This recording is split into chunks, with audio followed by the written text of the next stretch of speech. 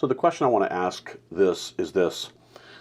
Why did Yeshua, Jesus, why did he want his death and resurrection to be affiliated with Passover? Because we need to understand that clearly as you look at the gospel narratives, that the death of Yeshua and the resurrection of Yeshua is connected to what we call Passover, or in Hebrew, Pesach. This time when there was this release of the children of Israel from bondage. Well, we could say one of the reasons that he wanted to have his death and resurrection connected is because you had in the Exodus narratives the last plague, the very last plague.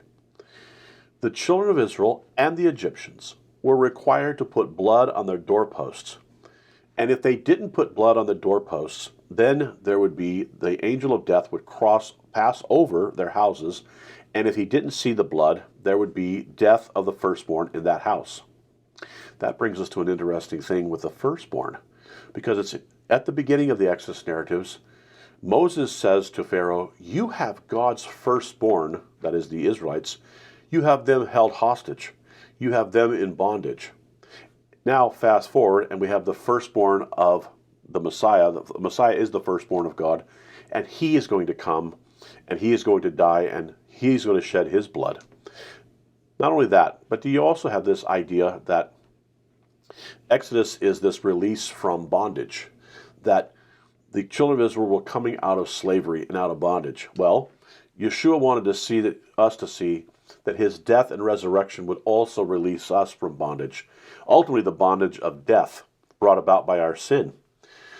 So his death and resurrection gave those who placed their faith in him the ability to be free in Christ, not to be free to do whatever you wanted to do, but to be free to live as he desired.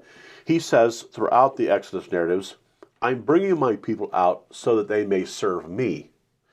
Let me make that point. Our release from bondage, their release from bondage, wasn't just so they could be free. It wasn't just for the purpose of freedom. It was freedom with a purpose. Freedom to be what God wanted them to be and to serve him.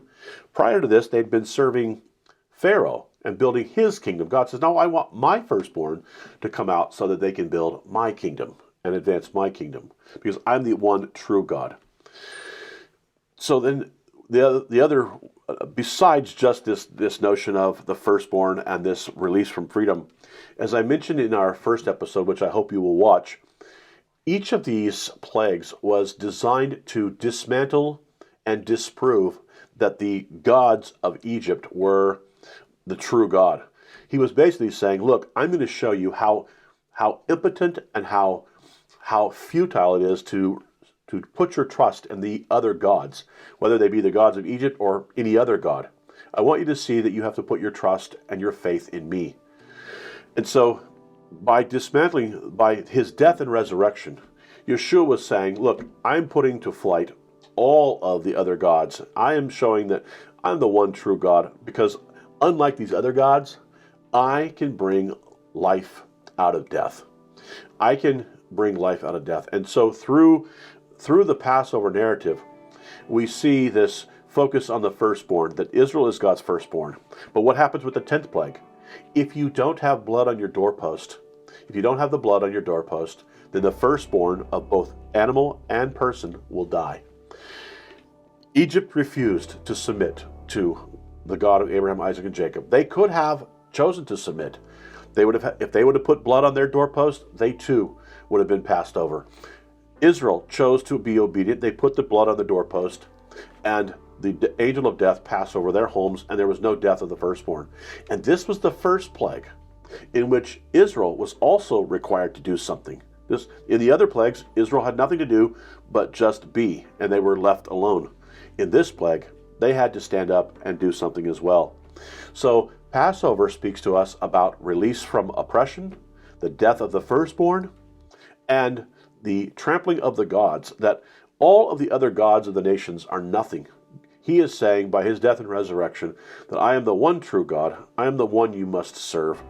And this is the quintessential message ultimately of Passover. And it's why he wanted his death and resurrection to be connected to Passover, so that we would see, as we were going through the Seder, as we were looking at the past, it was really propelling us towards the future and what would happen in the future.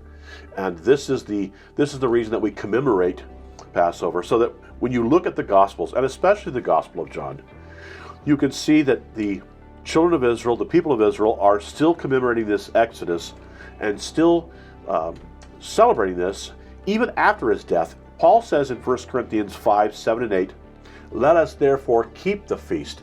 And he's talking about the festival of Passover after the death and burial and resurrection of Christ. So it wasn't something to be discarded, because not only did it look forward, but it looked back as well. So I hope you'll come and join us for Passover this coming year. Take care and God bless.